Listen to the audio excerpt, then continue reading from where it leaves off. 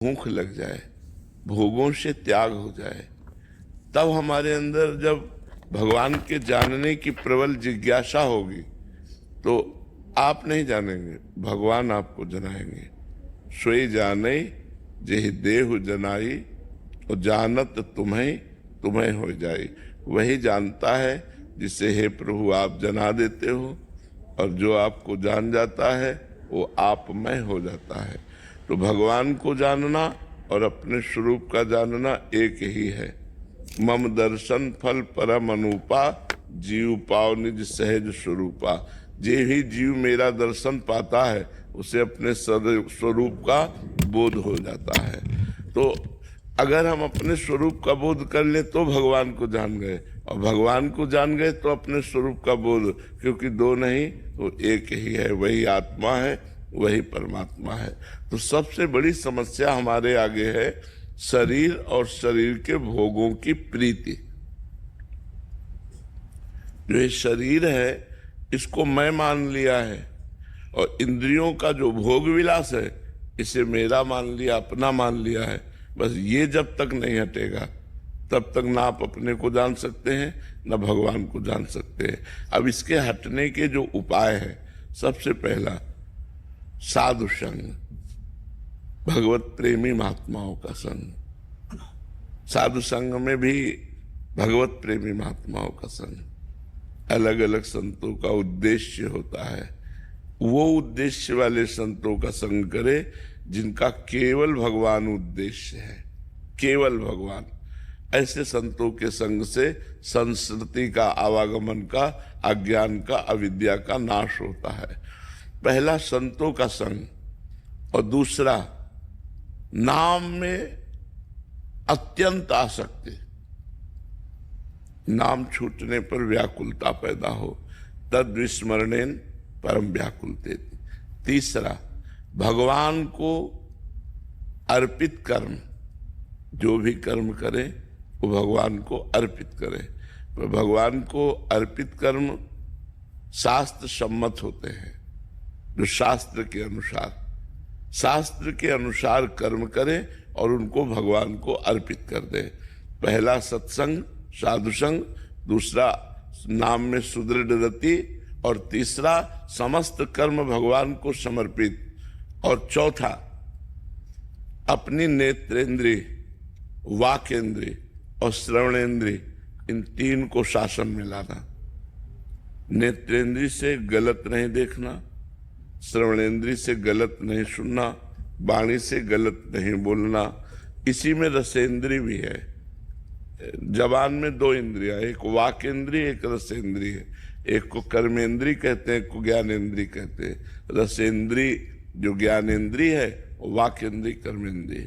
तो भोजन बड़ा पवित्र और भगवद अर्पित, वाणी बड़ी पवित्र और किसी को दुख देने वाली नहीं। श्रवणेंद्रिय सावधान होकर सुने, सावधान होकर देखें।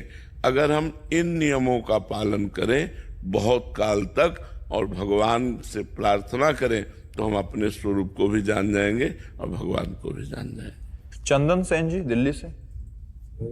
राधे राधे महाराज जी। महाराज जी, गुरु को हमने देखा है, उनके मार्गदर्शन में हम चले हैं, तो ऐसे में गुरु और इष्ट देवता में कौन बड़ा है महाराज जी हमारे लिए? देखो, सबसे पहली बात तो ये है कि कोई ना बड़ा है ना कोई छोटा है, एक ही तत्व है। किसका प्रश्न है? तत्व एक है। अब हम परमात्मा और गुरु की महिमा पर विचार करते हैं। जैसे भगवान का नाम और जो नामी है, इनमें कौन बड़ा है? तो हम महिमा पर विचार करेंगे ना, तभी तो पता चलेगा। तो महिमा में पता चला कि भगवान जब अवतार लेते हैं तब लोगों का कल्याण करते हैं, लेकिन नाम जप कर घोर पापी अभी भी कल्याण को प्राप्त हो रहे हैं। घोर पाप करने वाला भी यदि भगवान का नाम जप करने लगे तो परम पद का अधिकारी हो जाता है। तो भगवान कभी युग में अवतार लेते हैं, तब आकर जन कल्याण करते हैं, लेकिन नाम तो आज भी जन कल्याण कर रहा है। अच्छा, भगवान कुछ का कल्याण करते हैं, नाम तो लाखों का कल्याण कर रहा है। जब हम महिमा देखते हैं तो भगवान से बढ़कर भगवान का नाम है। ब्रह्म राम ते नाम बड़ वरदायक वरदान।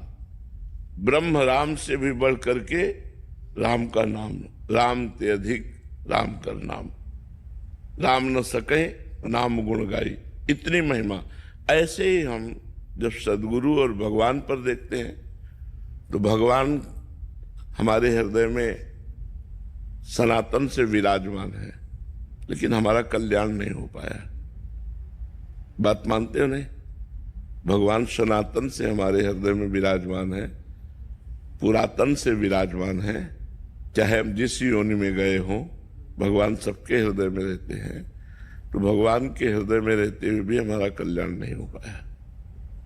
वही भगवान जब गुरु रूप धारण किए, वही भगवान है, दूसरा कोई नहीं है।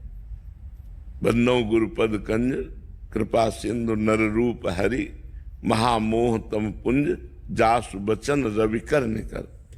वही भगवान जो हमारे गुरु रूप में विराजमान हुए और अपनी वाणी रूपी सूर्य का प्रकाश किया, तो हमारे अज्ञान अंधकार का नाश हो गया, भगवान का साक्षात्कार हो गया। इसलिए भगवान ने स्वयं आदेश किया, मोते अधिक गुरु ही जिए जानी, मेरे से भी बढ़कर के गुरुदेव को जानना, भगवान ने कहा। तो इसलिए गुरु गोविंद दो खड़े काके लागों पाओ, तो बोले बलिहारी गुरु आपने गोविंद देव, कि गुरुदेव की बलिहारी जिन्होंने गोविंद जो छुपे हुए थे उनका साक्षात्कार करवा दिया। तो इसलिए एक तत्व होते हुए भी, जैसे नाम और नामी अभेद होते हुए भी नाम बड़ा है, ऐसे गुरु और इष्ट अभेद होते हुए भी गुरु बड़ा है। इष्ट और गुरु खड़े हों तो सबसे पहले गुरु की दंडवत होगी, फिर इष्ट की दंडवत होगी। जोगेंद्र जी, शेरवंश महाराज जी, गुरुदेव भगवान की माया संपूर्ण संसार में व्याप्त है। आप श्री के श्री वचनों के अनुसार ये माया भगवत मार्ग में चलने वाले उपासकों पर अपना विशेष प्रभाव दिखाती है महाराज जी। तो महाराज जी, उपासकों पर पड़ने वाला ये विशेष प्रभाव क्या उपासकों द्वारा किए गए भजन से शुद्ध चित्त द्वारा अनुभव किया गया माया का प्रभाव है या कुछ और? क्या जानना चाहते हैं भगवान? मैं ये जानना चाहता हूँ कि ये माया जो उपासकों द्वारा किए गए भजन से जो चित्त शुद्ध होता है, तो ये अनुभव में आती है या कोई विशेष? कह रहे हैं कि जैसे उपासकों का हृदय शुद्ध हो जाता है तो उनको विशेष अनुभव में आता है। हाँ, विशेष। जैसे पीठ में तिनका गिरे तो समझ में नहीं आता, लेकिन आंख में गिरे छोटा सा तो बहुत बड़ा समझ में आएगा ना। ऐसे ही जो माया में गिरे पड़े हुए हैं उनका हृदय पीठ जैसा है और साधकों का हृदय आंख जैसा है। छोटा सा भी, जरा सा भी स्फुरना हुई तो देखो सूरदास जी कहते हैं, मौसम कौन कुटिल खल कामी। कितने बड़े संत हैं, इतने महान हैं, और कह रहे मेरे समान तो संसार में कोई कुटिल खल कामी है ही नहीं। आंख जैसी हृदय की स्थिति, आंख में जरा सा किनका पड़ा बहुत भारी दर्द होगा, पीठ में एक इतना बड़ा किनका पड़ जाए तिनका तो कोई फर्क नहीं पड़ता है। बोले मौसम कौन कुटिल खल कामी, मेरे समान कुटिल खल कामी कौन है? तुलसीदास जी कह रहे, जो मैं अपने अवगुण कहूं बाढ़े कथा पार नहीं लाऊं। जो मैं अपने दोषों का वर्णन करूं तो कथा बढ़ जाएगी। दोषों का इतना भंडार भरा है कि भगवान की कथा रुक जाएगी, हमारे दोषों की कथा चल पड़ेगी। तो जो महान हृदय होता है, जो साधक होता है, जो संत होते हैं, जरा सा भी दोष उनको पहाड़ जैसा लगता है, और जो माया में फंसे हुए लोग हैं, पहाड़ जैसा दोष उनको लगता ही नहीं कि दोष है। इसलिए विचार करके कहा गया था कि संत और साधकों के हृदय में माया का विशेष प्रभाव पड़ता है, क्योंकि वो अत्यंत कोमल और ज्ञान युक्त होते हैं। तो थोड़े भी दोष को बड़ा करके मानते हैं, महान हाहाकार मच जाता है अगर थोड़ा भी दोष आता है। और अज्ञानी का हृदय दोष युक्त तो है ही, उसको तो जरा सा गुण हुआ तो अभिमान से फूल जाता है, वो दोष युक्त हृदय होता है। तो बात समझ में आ रही? मोहित कुमार जी, राधे राधे महाराज जी। महाराज जी तन्मय स्थिति कैसे हासिल की जाए? अभ्यास से। जब हम बार बार अभ्यास करते हैं भगवान के नाम का, मंत्र का, तो हमारे अंदर नाम और मंत्र के प्रभाव से रूप प्रकाशित होता है। रूप में तन्मयता आ जाती है। रूप देखते ही चित्त आसक्त हो जाता है। इतने सुंदर भगवान है, इतना आकर्षण है कि एक कामदेव पूरे त्रिभुवन को परास्त किए हैं। ऐसे करोड़ काम भगवान को देखकर मूर्छित हो जाए, इतने सुंदर है। वेद भी नेति नेति कहते हैं, जिनकी महिमा का पार नहीं पाते। ऐसे सुंदरता के समुद्र श्री भगवान का दर्शन होते ही जीव तन्मय हो जाता है। तो तन्मयता के लिए पहले हमको अभ्यास करना होता है। हम खूब नाम जप करें, मंत्र जप करें, बराबर बहुत समय तक, सुख मिले ना मिले, शांति मिले ना मिले, लाभ दिखाई दे ना दिखाई दे, हमें लगे रहना है। बस जिसने एक नियम ले लिया कि मुझे भजन करना है, सब कुछ करते हुए भजन करना है, वही तन्मयता को प्राप्त हो जाता है। जब तन्मयता आ जाती है ना, तो न काहू सो बोलिबो ना कोई व्यवहार, अपनी कुंवर किशोरी को जियत निहार निहार। वो अपनी प्यारे जू को देख देख करके जीवन धारण किए हुए है, वो तन्मया स्थिति को प्राप्त हो जाता है। पहले हम अपना भोजन पवित्र करें, अपने आचरण पवित्र करें, कोई नशा न करे, गंदा भोजन न करें, और वर्षों खूब नाम जप करें, और अपने नाम जप को गुप्त रखें, उसका अहंकार न प्रकट करें, किसी को बताएं ना आप कितना नाम जप कर रहे हैं। धीरे धीरे धीरे धीरे, और शास्त्र का स्वाध्याय करें। साधक संजीवनी है आपके पास, खरीद लेना एक। क्या खरीदोगे? साधक संजीवनी। हाँ, किसकी है? श्री स्वामी राम सुखदास जी की साधक संजीवनी। प्रत्येक साधक को एक पेज चाहे पढ़ो, जरूर पढ़ो। आप देखो बहुत सुंदर उसमें आपको साधना का मार्ग मिल जाएगा।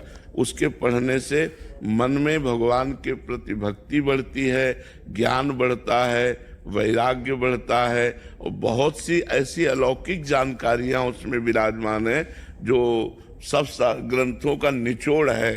तो हमें लगता है कि जैसे साधकों को जो परमार्थ पे चलना चाहते हैं, साधक संजीवनी जरूर पढ़ना चाहिए। तो एक साधक संजीवनी खरीद लो गीता पृष्ठ से, और उसको पढ़ो, और नाम जप करते रहो, मंत्र जप करते रहो, सत्संग सुनते रहो, पवित्र भोजन करो, तो आपकी तन्मया स्थिति धीरे धीरे हो जाएगी। यश शर्मा जी। राधे राधे। राधे राधे महाराज जी। महाराज जी, जब भी लगता है कि मौत कभी भी आ सकती है, तब मन भक्ति की ओर भागता है, लेकिन समझ नहीं आता कि क्या हम सिर्फ भय की वजह से भक्ति कर रहे हैं। ऐसा भी करे तो भगवान बहुत प्यार करते हैं।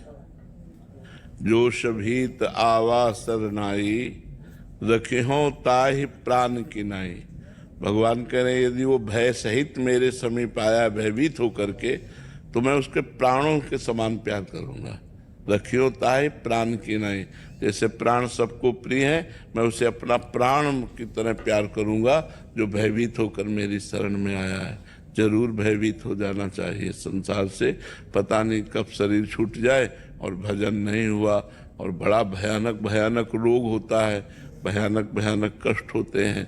तो इसलिए भगवान का भजन करना चाहिए। अगर भयभीत होकर भी हम भगवान की शरण में जाते हैं, तो भगवान अपने प्राणों के समान प्यार करते हैं।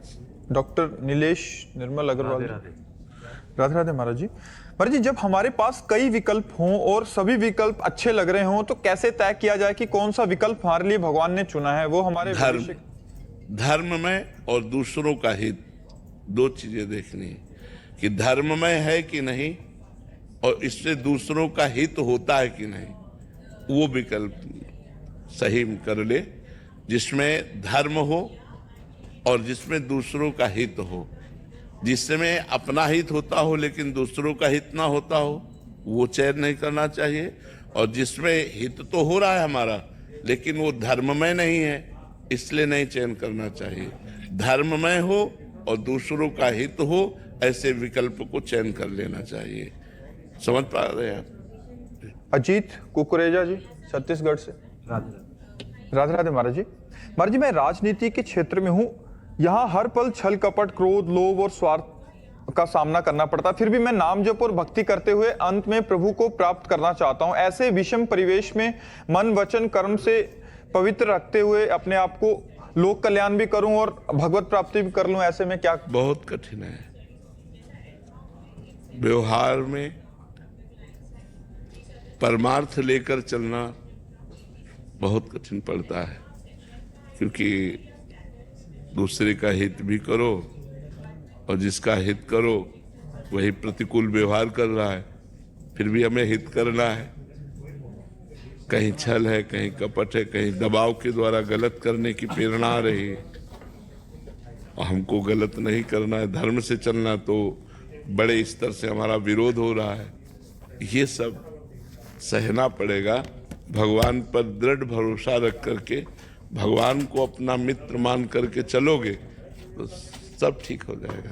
कोई तुम्हें परास्त नहीं कर सकता।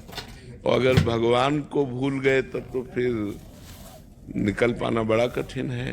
कोई एक चीज महाराज जिसको मैं ये देख, कोई एक चीज जिसको मैं अपने जीवन में धारण करूं और जिससे नाम भगवान का नाम जो आपको प्रिय हो वो अधिक से अधिक जपिएगा और उसी से आपको भगवान के अपनेपन का अनुभव होने लगेगा। नाम नामी अभेद है। जब हम नाम जप करते हैं तो भगवान से भरोसा हो जाता है। भगवान का भरोसा हो गया तो आप संसार पर विजय प्राप्त कर लिए। सबसे कठिन है भगवान पर भरोसा होना। देखो, कोई विपत्ति आई तो हमारा मन किधर गया? भगवान पे गया या फोन नंबर पे गया? कि अमुक पदाधिकारी को फोन नंबर करते हैं, इसका मतलब चूक हो गई। भगवान का भरोसा नहीं रहा और सिर्फ भगवान का भरोसा, तो कहीं कोई परास्त नहीं हो सकता। ये पक्की बात है। सिर्फ भगवान का भरोसा।